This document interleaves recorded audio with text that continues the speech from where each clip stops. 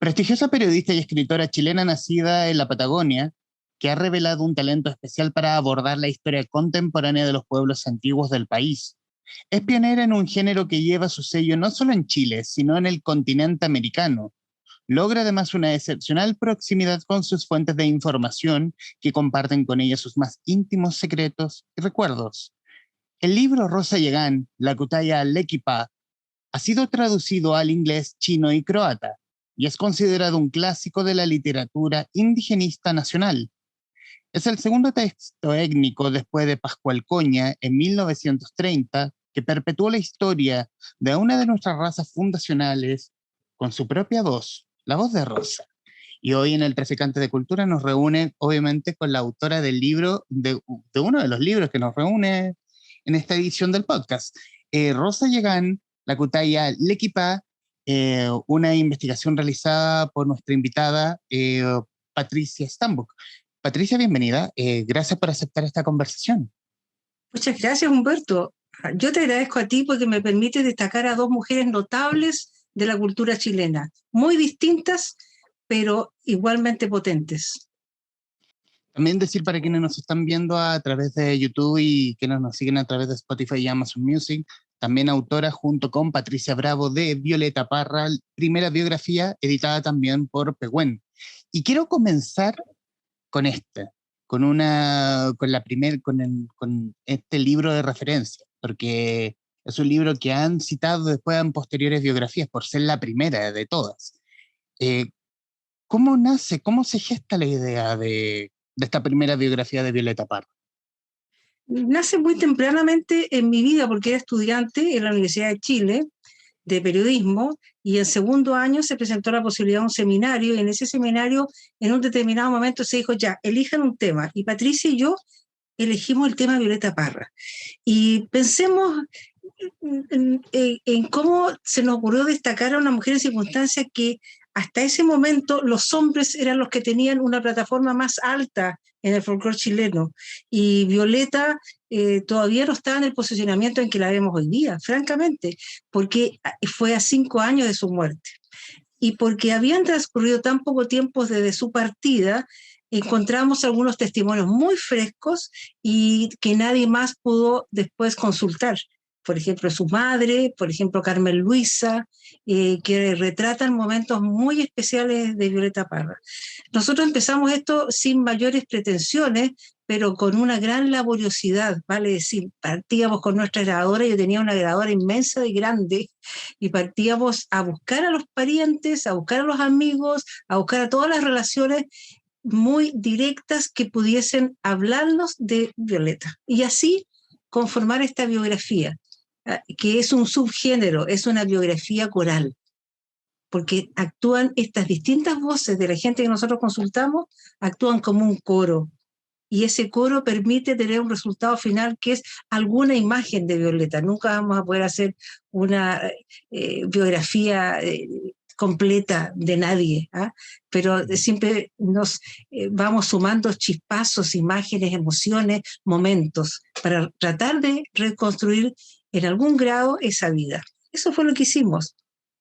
Y es una historia, por no decirlo, poco habitual como se cuentan las biografías, porque es la persona, por ejemplo, él o la periodista o la investigadora que cuenta como un hecho específico de la persona. Aquí necesitas a Hilda Parra, donde te habla Hilda Parra, te habla Clarice Sandoval, te hablan las personas que estuvieron del lado de Violeta, que creo una construcción distinta como es la biografía propiamente tal. O cómo era, porque esto lo han imitado bastantes, o sea, incluso la hija de Violeta, cuando hace años después, muchos años después, un libro sobre su padre sigue este mismo modelo, por así decir. Y es un modelo que yo creo que no me atrevo a decir, no soy experta o de la teoría literaria, cuán novedoso fue, pero modestamente debo decir que nuestra premio Nobel, Svetlana Alexievich, la bielorrusa, de quien se dijo que inventó un modo distinto de construir la historia, es posterior a este libro de Violeta Parra, y 10 años posterior. y ella construye también la historia con testimonios y hace entonces una reconstitución coral, de manera que el modelo lo teníamos también aquí en este rincón de la tierra. Y yo creo que no tengo referencia de otros similares, pero posteriormente yo creo que sí se ha seguido el modelo, y eso es bueno, eso es bueno. ¿Y cómo fue el trabajo que hiciste con Patricia Bravo de acercarse a los familiares, a quienes estuvieron cerca, a quienes vivieron, a quienes vivieron con pasión a Violeta? Tuvimos una proximidad sin ningún problema. Jamás hubo rechazo. Bueno, hay una excepción, pero no quiero ni citarla. Pero la madre, Ángel Parra, fue tremendamente colaborador. Me recuerdo que me decía, Patricia, vivía en la calle Los Leones, cerca de donde yo vivía, en calle Bilbao, mientras estudiaba, porque soy puntarenense. Y me decía, Patricia, déjeme una grabadora y yo puedo, en la medida en que me recuerde las cosas de mi mamá, puedo ir registrándolas. O sea, era primera vez que alguien se interesaba por recoger esos testimonios para construir determinadas etapas que logran mostrar también la vida del país, porque esa es la gracia que tiene una biografía. Uno puede hacer una biografía de una persona que se siente muy interesante, pero cómo pesa su vida en el contexto general, qué dimensión social tiene su historia. Ese es el punto. Tú sabes, Humberto, que mucha gente dice, yo he hecho tantas cosas en mi vida que es como para escribir una biografía.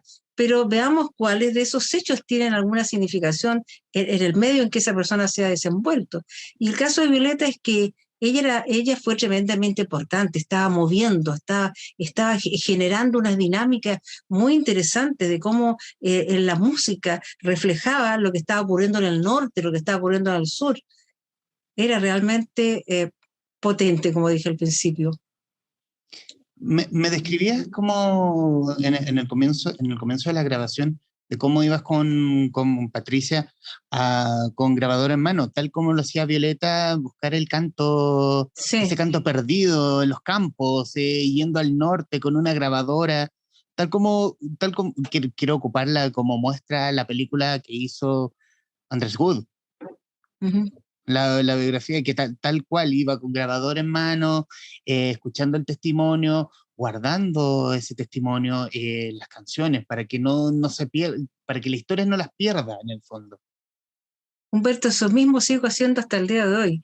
Ujú. Exactamente lo mismo.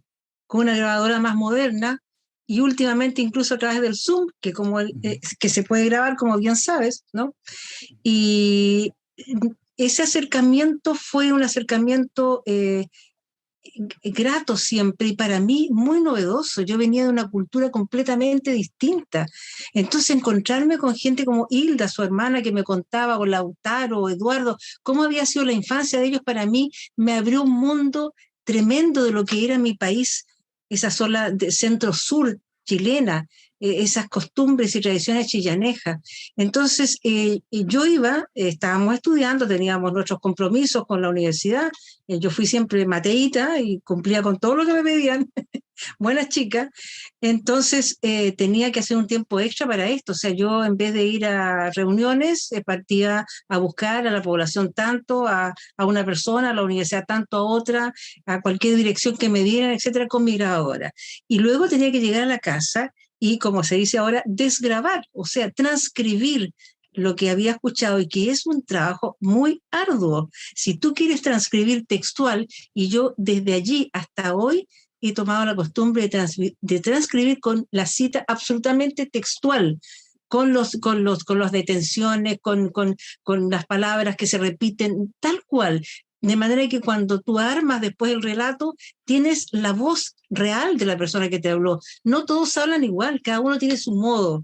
Y esa es una gracia, articular un relato en que cada uno lleva un tono distinto, como un coro. Uh-huh. Así que fue un tiempo largo en que nos dividíamos con Patricia. Ya, ¿quién va a ver a tal persona? ¿Tú vas a ver a Gastón Sublet? Sí, ya, y tú no, yo voy a ir a ver qué sé yo, a Pavés, porque yo tengo un vínculo y puedo ubicarlo, listo. Y hicimos un trabajo muy armonioso, éramos muy amigas, muy amigas.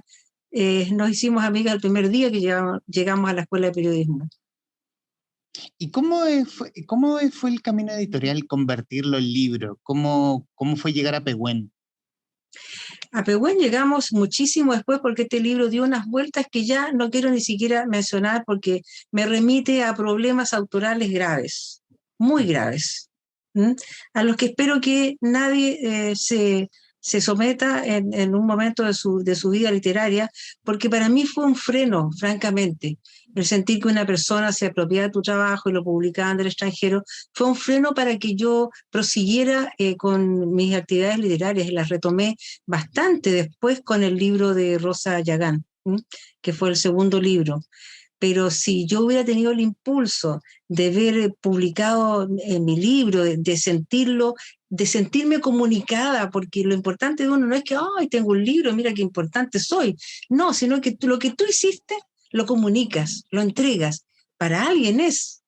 Yo soy una comunicadora fundamentalmente. Las cosas no son para guardarlas en las bibliotecas ni para depositarlas en las universidades, en archivos que se van a ver 300 años más. No, las cosas son para hacerlas correr, hacerlas leer, para que la gente las disfrute, para que conozca a través de los ojos, de la mano de uno, lo que está sucediendo en determinados ámbitos de la cultura chilena. Esa ha sido mi vida y como te digo, sigo en eso. Sigo en eso. Quiero citar una parte del diálogo y algo que dijo Gastón Sublet, el filósofo Gastón Sublet. ¿Me vas a creer que lo Cito. estuve leyendo recién? ¿Y sabes por qué? Porque tengo una charla. Tengo una charla y elegí esa cita. A ver, o sea, tengo una acá, que es: el canto de Violeta, que tiene muchos rasgos afines al de los trovadores, me hizo descubrir que en Chile existía esto, que el folclore chileno tenía cosas mucho más valiosas de lo que creía a primera vista. Es que nosotros estábamos acostumbrados al folclore tradicional, sentimental, al que emanaba de los cuatro guasos. Estábamos acostumbrados a la cursilería criolla, cartonada, a pesar de que el folclore de Chile era nada más que eso, sin sospechar siquiera que había todo ese mundo de los cantores populares. Y ahí es, en el fondo, es salir de como del folclore tradicional de la época, en el fondo, y traer el campo. Sí. El campo y los problemas sociales, que es lo que ella acometió con sus décimas, y mostrándola a través de su vida y a través de su observación, los dos aspectos. Su vida ya era un ejemplo de los problemas sociales, lo que le pasaba al padre, el padre que es profesor, que se queda sin trabajo, la madre que hace costura, la pobreza, ellos que salen a recoger. Era una pobreza bien grande, enorme, la de esos años, enorme. O sea, creo que no se compara a la pobreza de ahora, francamente. Y ella salía a recoger pan, a recoger lo que le dieran cantando. Entonces es una vida que, como te decía, para mí fue sorprendente de conocer.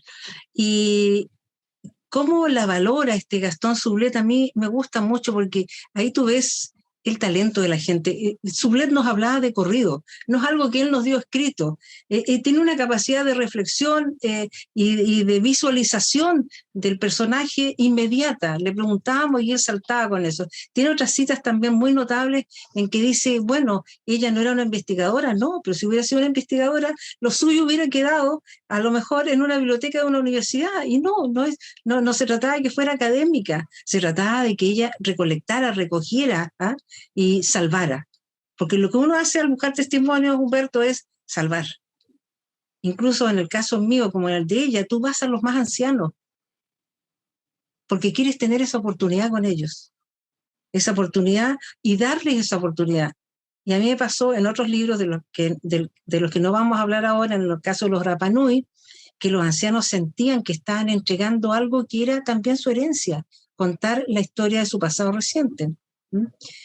Y yo también lo sentí acá con respecto a Violeta. Los que hablaban querían hablar de ella, para bien, para mal, con críticas o con observaciones o con resistencia, de repente al modo de ser que tenía Violeta, que era, aquí esto, como decía uno por ahí en ese libro, aquí viene la Violeta Parra, hablaba de ella en tercera persona, ¿te fijas?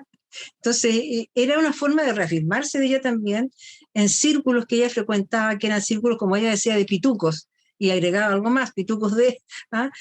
en esos círculos ella que andaba vestida de una manera muy particular o como se le antojaba, ¿ah? Que no era bonita, ¿no? Y que era una mujer con un aspecto netamente campesino, ¿ah? Entonces ella también se defendía con decir, yo tengo mi autoestima bien puesta, yo sé quién soy, ¿no? Y ella sabía quién era. Ella, ella, ella percibía su talento y por eso que fue contra viento y temporal, en un momento hasta dejó marido, hijos, porque la fuerza que ella sentía, creo yo, era tan grande que ni ella misma podía detenerla, su fuerza creativa. ¿Cómo ha sido, cómo fue tratada Violeta en la época? No, en la época yo creo que un poco de aquí y un poco de allá. No Ujú. podemos decir que fue tratada mal en todo, porque por ejemplo yo hablé con Rubén Nussel, que era un sello, y él la valoró, es argentino, no sé si Rubén está vivo, espero que sí, Dios mío, eh, y Rubén Nussel la valoró mucho, la atendió siempre como una reina, le dio todas las oportunidades, y cuando Violeta al final estaba, y le dio las primeras oportunidades de grabar, y cuando Violeta al final estaba ya muy tensa, por no buscar otros adjetivos, estaba un poco complicada con su vida, el carácter de ella se había acentuado en su fiereza, en su, en su forma de relacionarse con los demás, y entonces fue a ofrecerle a Rubén gracias a la vida. Y pasó que Rubén le dijo que tenía que firmar un contrato y ella, que sabía que le quedaba poco tiempo, dijo, no quiero contratos, quiero grabar. No, pero es que comprende, Violeta, le dijo Rubén Lucey, tienes que firmar algo, tenemos que firmar algo, que es lo mismo que hace uno, ¿no? Ujú. Y no quiso, hijo, me voy. Y se fue. Y Rubén dice, le seguí, le hice toda la carrera, le grabé toda su música y perdí la última y mayor canción que ella compuso jamás, que es el Gracias a la Vida, en cuanto a fama, digo yo. No vamos a comparar. Entonces, así como Rubén la valoró y como en Chile Ríe Canta, René Largo Faría, había gente que la encontraba, y se dice también en el libro, la encontraba Fernán Mesa, un académico, que se la encontraba como rota, como ordinaria, porque hay círculos que son descalificadores, o sea, seguramente no la encontraban como a la altura de la presencia física, de la vestimenta que deseaban. ¿M? Entonces ahí hubo de todo, otros que la encontraban insoportable por su carácter, ¿ah? Cuando ella viajó a Europa, por ejemplo, en el barco habían una serie de mujeres que la detestaban, ¿no? Ujú. Porque ella no paraba de cantar y tenía ganas de cantar y cantaba con su guitarra y cantaba, entonces otras mujeres no la soportaban, pero así también hubo tanta gente que la amó profundamente, para empezar su hermano Nicanor, ¿no? Sus hijos, Ángel era tan apegado a ella, eh, de sus familiares siempre tuvieron una alta consideración con ella, sus hermanos siempre la valoraron, siempre, ahí no había celos entre ellos, ¿no? Y ella era la genial del grupo, sin duda, dentro de las capacidades fantásticas que tenían los otros, pero ella era sobresaliente. Entonces yo creo que fue bastante querida, pero eso no quiere decir que haya tenido las mejores oportunidades. Claro, porque ella quería hacer su gran universidad del folclore en la carpa. Y fue realmente un desastre, un desastre. Se le llovía, no llegaba gente, se le echaba a perder la comida, se sentía sola, poco apoyada, se le fue el novio, su amor, qué sé yo. Entonces se juntaron demasiadas cosas para ella, demasiadas. No se sintió respaldada en esa etapa en que ella ya se había consolidado y necesitaba más. Por eso digo que el Museo de Violeta Parra no puede desaparecer, porque esa es su universidad, esa es su carpa de este siglo. Bueno, empezó en el siglo XX. Esa es su carpa y no debe morir. Ese museo debe seguir independiente de las obras que han sido depositadas en la Universidad Católica, que muy satisfactoriamente se ha hecho cargo porque tiene las capacidades para hacerlo. Pero el Museo de Violeta Parra es como un museo del pueblo, donde llegan los niños, donde se toca y se canta cueca, es otra cosa, es otra cosa. Yo lamento que ese museo no vaya a volver a ser museo. Podría ser un museo del folclore, a lo mejor no solo de Violeta Parra, que es lo que conversaba yo con su directora. podría serlo, pero ese, yo me la imagino, ese es su sueño. También le gustaban las universidades, ¿eh? Realmente. Trabajó con la Universidad de Concepción, tenía esa visión. No era académica, pero tenía esa visión, que había que investigar, incluso lo que ella recogía, etcétera, etcétera. ¿Mm? Y, y ya mirándolo desde hoy, la figura de Violeta Parra, ¿cómo crees que la historia la ha puesto a la Violeta? En el sitial que se merece. Nuestra Violeta está allá arriba, en un podio que es difícil de alcanzar. En estos momentos, en momentos en que en Chile pasan sucesos sociales de una naturaleza o de otra, uno, yo he pensado, eh, ¿qué estaría cantando Violeta? ¿Qué estaría diciendo? ¿Qué estaría celebrando? ¿Qué estaría criticando? En fin. Entonces nos faltan de pronto, a pesar de que me han corregido varias personas diciéndome que las hay, bueno, pero no las hay con esa notoriedad de la Violeta Parra, con esa fuerza de la Violeta Parra que se hacía sentir y escuchar de cualquier forma, porque se iba a meter a la radio, se entraba en los programas, hacía giras, estaba presente, fue conocida de hace décadas, décadas antes de su muerte, ya era conocida, no era famosa como lo es ahora, pero está en un muy buen sitial. Yo creo que no hay quien se atreva a decir que ella no es una de las personalidades más importantes que nos dio el siglo pasado. La calidad periodística y literaria de las investigaciones de Patricia Stambaugh ha sido reconocida con distinciones como el Premio María Luisa Bombal para Rosa Yagán 1986 y Premios Escrituras de la Memoria del Consejo Nacional de la Cultura para el SERP Final Memorias de los Últimos Yaganes 2006 y Rongo, la historia oculta de Isla de Pascua 2009. Es miembro del número de la Academia Chilena de la Lengua, la primera periodista mujer en 130 años de existencia de esa corporación, además de vicedirectora, y miembro correspondiente de la Real Academia Española. Eh, Quería dejarnos un poco de Violeta y irnos a este monumento, que es Rosa Yagán, la Cutaya Liquipá, también en la edición de Pehuen, obviamente, eh, y con un libro que ha tenido también una larga vida literaria. Así ¿Cómo, es. cómo se gesta esta historia? Mira, yo soy hija de un inmigrante croata. Yo soy primera generación en Chile. Y siempre, desde muy pequeña, me interesé por saber la historia de los indígenas, de los ocupantes originarios de la Patagonia, que son principalmente 4 grupos.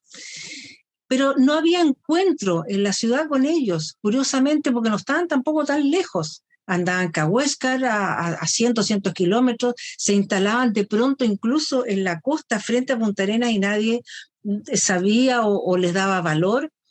Y era completamente imposible ya pensar en los Selknam u Onas porque se consideraban completamente extintos. Ahora han aparecido algunos descendientes y están tratando de revalorizar esa situación.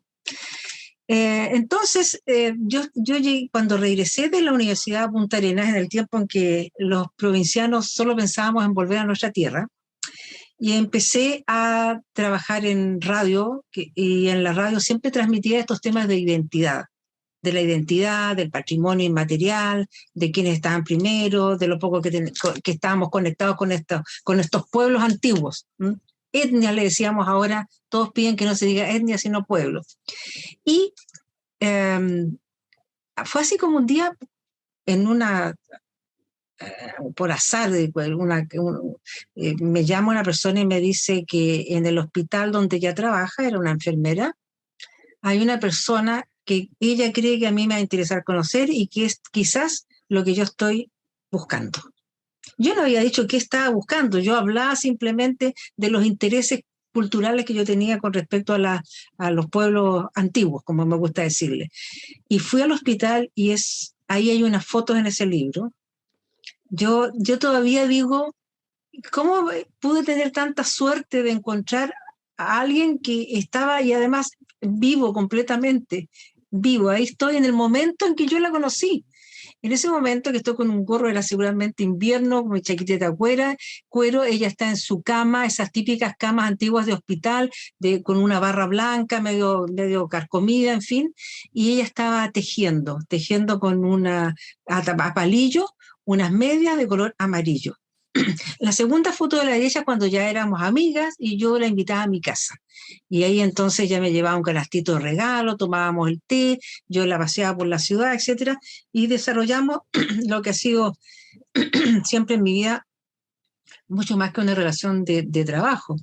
Yo con ella no pensé, Humberto, en hacer un libro. Yo la vi y dije, tengo ante mí, esto es como encontrar a Tutankamón vivo.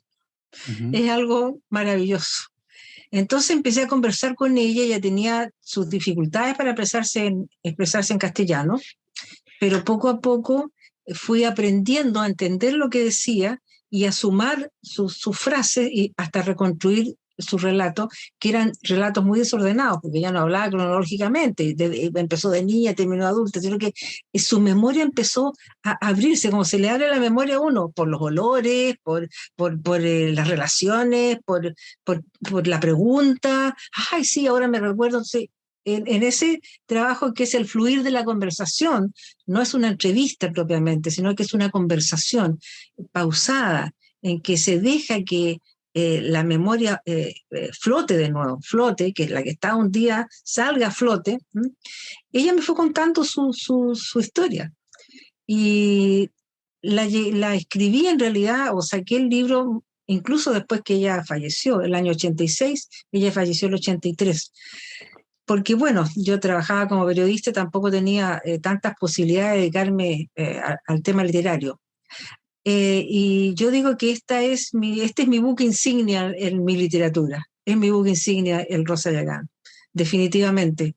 Es una obra que ya está consagrada como una obra clásica en la historiografía chilena, la segunda en la que habla directamente el indígena, el nativo de esta tierra en forma directa, después de Pascual Coña, y además con un mensaje tan elocuente y tan sabio que muchas personas me dijeron, pero ¿cómo te va a hablar si la Rosa no hablaba nada? Bueno, no hablaba nada porque le preguntaban tonteras. Y ella lo cuenta allí en el libro, ¿no? Le preguntaban, usted, cuando iban a ver a Puerto Buenas, los turistas, cuando llegaban los turistas a Puerto Buenas y le preguntaban, abuela Rosa, ¿usted es de aquí? Esto me lo contaba ella. ¿Y yo qué le iba a decir? No, soy de Norteamérica. Es obvio que era de aquí, ya. Sí. ¿Y a usted le gusta aquí, abuela? Entonces, ese típico trato para los viejos, te fijas como son tontos. Oye, Entonces ella decía, yo escucho esas preguntas, me da rabia. pero a ella le daba rabia también, pero como era, no sé, pues tenía paciencia, yo creo, y entonces contestaba, sí, sí, me gusta. ¿Cómo no le iba a gustar? Era su tierra, adoraba su tierra, su mar. ¿Ah? Toda su historia para ella era su mundo, aunque después viajó a Punta Arenas, conoció, pero ella siempre quería volver a lo suyo. ¿No? Entonces, claro, cuando tú llegas con otro propósito, con el propósito de entrar realmente en ella, en su historia, en sus sentimientos, la relación es muy distinta. Así que fue una tremenda sorpresa para el país cuando yo publiqué este libro. En el Mercurio me dieron una página completa en Artes y Letras con uno de los más reconocidos críticos, hablando de que era un libro raro. Y era un libro raro. Nadie se imaginó que era posible hacer un testimonio así en el siglo XX, en los años 60, y encontrarse con alguien que se había fotografiado como está ella, fotografiar la portada, que a todo esto estaba vestida como si fuera Ona, Selknam, porque ellos no usaban pieles, pero no la podían retratar desnuda. Y en ese entonces ella estaba vestida con ropa que le regalaron en la misión o que les llegaba de distintas instituciones de caridad. O sea, ya no se vestían hace mucho tiempo con esas pieles, pero el sacerdote de Agostini ambientaba las fotos y ambientó esta con unas pieles de guanaco que traía desde la Isla Grande de Tierra del Fuego. Entonces, para que no salieran desnudos, les pasó estas pieles. Tanto que en una filmación Humberto se ve bajando de la canoa al marido entre comillas, de Rosa, a José, y a un niño que era hijo de José, y al niño se le ven los pantalones por debajo del cuero. Claro, ¿Ya? sí. Y afligido para sujetárselo, porque nunca se lo había puesto, Ujú. pero es una hermosa foto. Está recogiendo calafates y eso sí que lo hacía con su canastito. Y que Junto se con el... pintaba también. Ya. Y junto con el testimonio de Rosa Yagán, aquí nuevamente es como es la cercanía, porque no llegas como un turista más preguntando imbecilidades, llegas preguntando Exacto. la cosa precisa, y eso hace que Rosa Yagán se abra contigo, en el fondo. Lo que Sí, no, pero lo que, llego, pero lo que no hizo con otras personas. claro, pero primero la veo a ella con esto tejiendo y le digo que qué está tejiendo. Ujú. Que está bonita, qué colores le gustan, qué piensa hacer con las medias, y ella me empieza a contar si las va a vender, etcétera, y luego empezamos a hablar, y ya en esa que tengo la entrevista en papel, está amarillo el papel de la prensa austral de Punta Arenas con esa entrevista, y ella ya me empieza a contar cosas, porque, ¿sabes qué? Yo he dicho hace poco a unos exalumnos míos, que ya son grandotes, ya periodistas, exalumnos míos, les digo, eh, el otro ve en los ojos de uno cuál es la intención. Ujú. Y yo creo que si miran bien a los míos, saben que mi intención es absolutamente buena. Es decir, no quiero sacar provecho de eso, sino que quiero rescatar historias. Es eso, yo creo que no sabría decirte más porque muchas veces me preguntan, ¿cómo lo lograste? ¿Cómo lograste que ella se diera así contigo? Bueno, con cariño, ¿no? Para mí no es un objeto de estudio, es una persona, un ser humano. Yo la llegué a querer a ella y a Cristina Calderón, que acaba de fallecer, las quise como mi familia y las he llorado como mi familia. Y yo creo que eso uno lo siente es como un afecto a primera vista. Y yo creo que las otras personas lo sienten. Tú sientes al otro cómo te recibe. Ella sentía que mi interés es completamente genuino cuando yo voy a ver algo. Lo mismo me pasó en Rapa Nui, en Isla de Pascua, que los Rapa Nui son bastante cerrados en ese sentido para comunicarse, no son tan amistosos como podrían ser otras personas, y sin embargo yo, al contrario, nunca tuve un problema. Y lloré con ellos, con sus historias. Así es. Es el sentimiento de que tú sentir que el otro siente que tú lo valoras, que valoras su historia, su persona, su pueblo, sus costumbres, todo. Y eso nos falta como país para nuestros pueblos. Yo creo que estamos avanzando un poco más, pero estamos en un momento de inflexión con el tema constitucional en que se ve más que el acercamiento y la valorización, se ve el conflicto, los sistemas judiciales, la tierra, etcétera. Entonces eso, pero son procesos, momentos que uno ya no puede detener, que se van dando. Pero reaccionamos tarde, muy tarde en Chile. Si no nos hubieran perdido las lenguas que se han perdido, el Kunze y tantas otras más, si no hubiera habido los abusos, los atropellos que ha habido, los exterminios que hubo a fines del 19 y durante y principios del 20, en el caso de los Selman, genocidios, si hubiéramos tenido esa mirada hacia el otro, pero mientras creamos o creíamos que, o alguien creyó que eran seres inferiores, que no tenían los mismos derechos, ¿qué posibilidades teníamos de saber que sus culturas eran sorprendentemente ricas? Y hablo por lo que conozco, que es la cultura yagán, con una mitología maravillosa, así como la mitología chilota, ¿no? Que son mitologías sorprendentes, con una cosmovisión, con una explicación del universo que no tiene por qué ser la tuya ni la mía, es la de ellos. Sí, el valor de la vida está en la diversidad, en que tú estés casada o casado con alguien distinto a ti, que tengan algunos intereses comunes, pero no es como tú, no es igual, no es igual.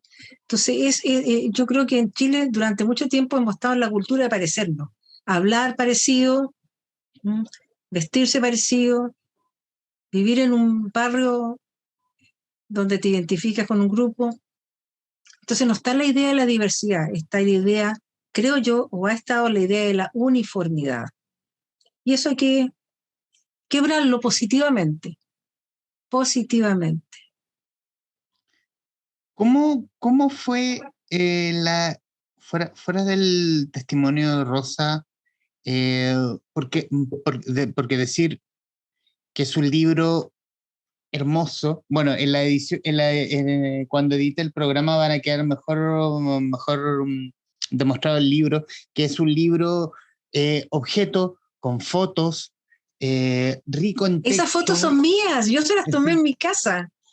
Ah, perfecto. Sí. Y son fotos lo que hace, reafirmar lo que te dijo este crítico del Mercurio. Es un libro raro, pero es un libro bonitamente raro, porque Sí. no es nada parecido a lo que está actualmente en el mercado literario, en el fondo. Va a Ahí, ser otra muy foto. difícil. Esa foto se la tomé yo. Mira, todas las portadillas de ese libro son fotos que yo le tomé en mi casa. Un día hice una sesión, le dije, ya Rosa, vamos a tomar fotos, qué sé yo, ya sácate el chaleco, ponte el chaleco, y ella estaba feliz con las fotos. Pero la primera edición de este libro no fue tan gráfico. ¿Ah? Linda foto, esa foto se la tomó la Anne Chapman sin saber que era la Rosa Llegán, simplemente le tomó más que a ella, a quien estaba con ella en esa foto, que era más anciana. Entonces esa es de una época en que fue poco fotografiada porque Rosa andaba como buena yagana de un lugar a otro y no se asentaba mucho en los lugares donde estaban los demás, sino que ella andaba por ahí, por la isla Hoste, por las Wollaston, etcétera, viviendo a su modo.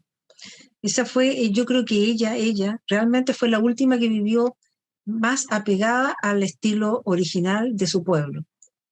Ya en la generación siguiente de Úrsula y Cristina ya estaban cultivaban la tierra, estaban más asentadas en un lugar, no les gustaba tanto navegar, eh, lo que no quiere decir que fueran más ni menos yaganas, pero ya estaban más transculturadas que Rosa. Rosa alcanzó a ser transculturada porque, bueno, anduvo en avión, se fue, pasó bajo los rayos X, etcétera, y habla, entendía en español, etcétera. Usa vestuario como cualquier persona, pero todavía tenía muy próximo a todas sus costumbres y sus tradiciones y sus relatos, con mucha riqueza. ¿Cómo prevalece hoy la cultura yagán con la muerte de Cristina Calderón? Eso es la enorme responsabilidad que tiene su pueblo, porque a ningún pueblo le gusta escuchar que ha fallecido la última, pero también tenemos que ser realistas. Ella fue efectivamente la última hija de padre y madre yagán, la última no mestiza de su pueblo. Y esa es una realidad que hay que admitir, como tenemos que admitir los chilenos que somos mestizos. El mestizaje entró fuertemente en el pueblo yagán, fuertemente. Y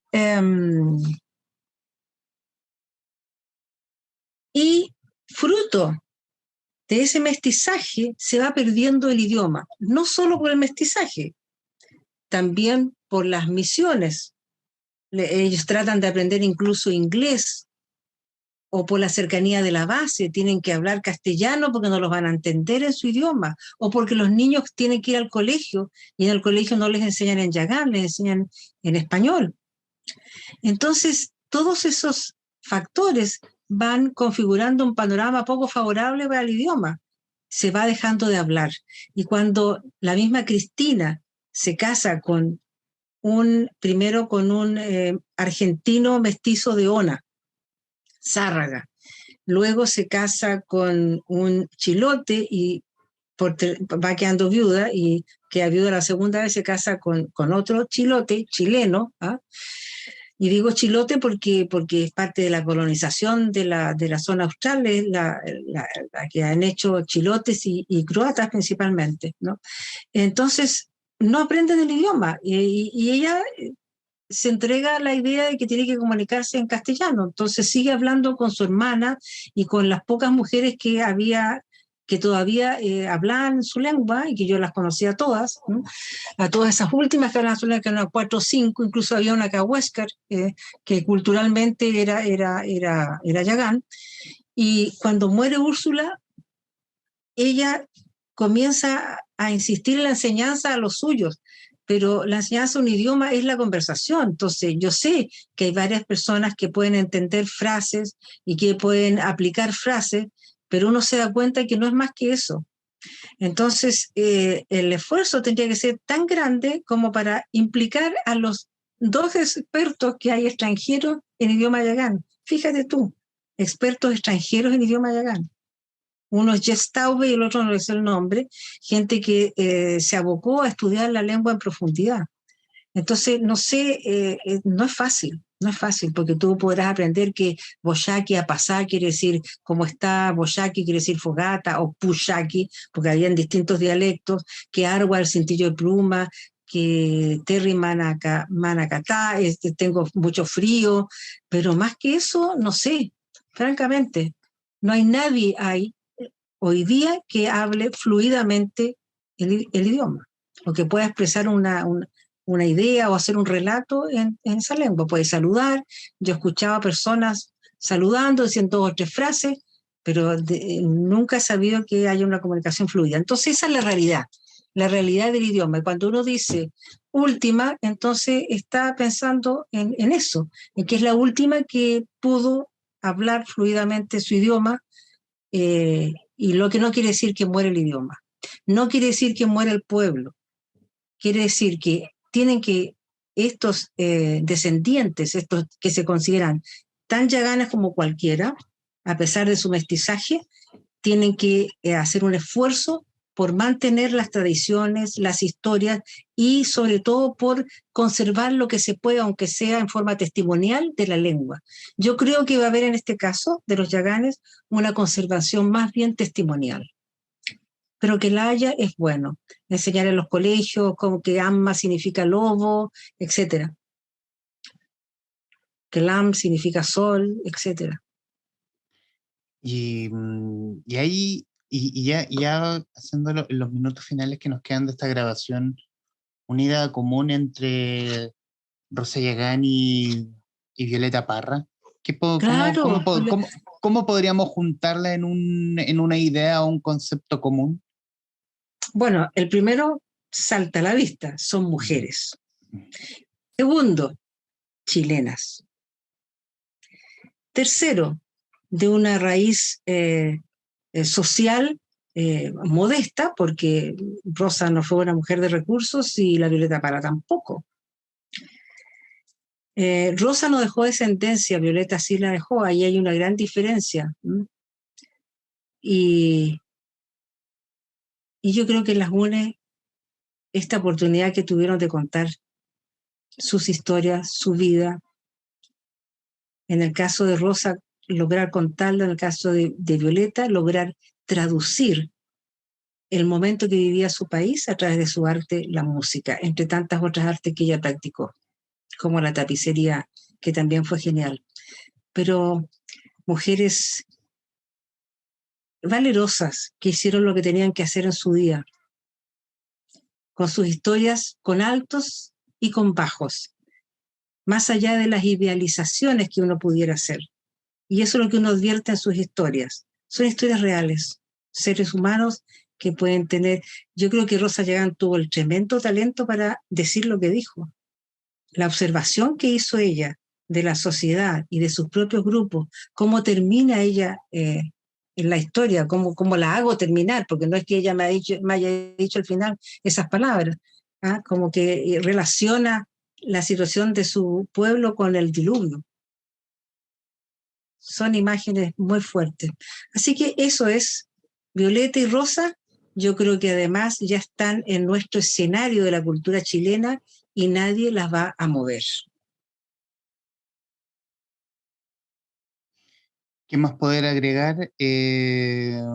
nos gusta como podcast, como programa en internet, rescatar buenas historias, rescatar personajes tremendamente importantes, tremendamente eh, enriquecedores, sobre todo, y sobre todo para la cultura, que hablar de cultura hoy es en tiempos apurados, donde nos podemos pasar 10 minutos y ya es mucho. Aquí ya hemos llevado casi 50 minutos de conversación y de una grata y muy, no sé si la palabra sea entretenida, pero no se me viene otra a la cabeza, pero muy entretenida y enriquecedora conversación sobre todo.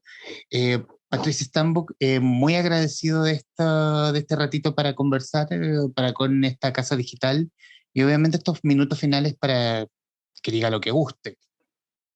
Lo primero es felicitarte a ti por hacer un programa como este. ¿Cuántos años llevas? Em, 4 años como podcast. Muy bien. Y vas Ujú. a continuar en tu Vamos, tarea. vamos a remar como sea.